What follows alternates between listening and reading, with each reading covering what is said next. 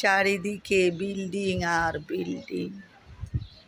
এইটা হইলো আমাদের এলাকা পশু হাসপাতালের। এখানে আমি এখন একটা 6তলার ছাদে আছি, ভয়ঙ্কর একটা ছাদে। মানে কিছুই নাই, রিলিং টিলিং, খুব ভয় পাচ্ছি আমি, এগুলো আসলে আমার ভয় করে। তো আমি চারিদিকের বিল্ডিংগুলো আসলে কিন্তু নিচ থেকে এত সৌন্দর্য মনে হয় না। এই যে দেখেন, উপরে উঠলে কিন্তু অনেক সুন্দর লাগে, সব বিল্ডিংয়ের মাথা দেখা যায়, দৃশ্য, মনোরম পরিবেশ, গাছগাছালি, এই যে গাছের, এই যে ট্যাঙ্কের পাড়ের এই যে কড়ি গাছগুলার মাথা কিন্তু সব দেখা যাচ্ছে।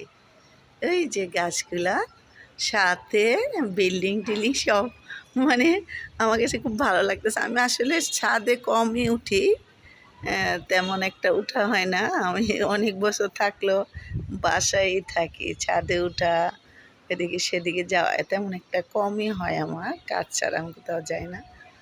তো আজকে হঠাৎ কেন জানি ছাদে উঠলাম, উঠলে বিপজ্জনক হইলে সেটার ভিডিও করলাম। এখন আমি মানে প্রাকৃতিক মানে দৃশ্যগুলা ভিডিও করতেছি। অনেক সুন্দর, মুগ্ধকর পরিবেশ, অসাধারণ অসাধারণ আমার কাছে লাগছে আর কি। এখন জানি না আপনাদের কাছে কেমন লাগবে। আমাদের ব্রাহ্মণবাড়িয়া ট্যাঙ্কের পাড়, পশু হাসপাতালের পিছন, যে মানে খালেদার চেম্বার, এই জায়গাটা মানে বিশেষ করি আর কি, আর বেশি নেওয়া যাবে না।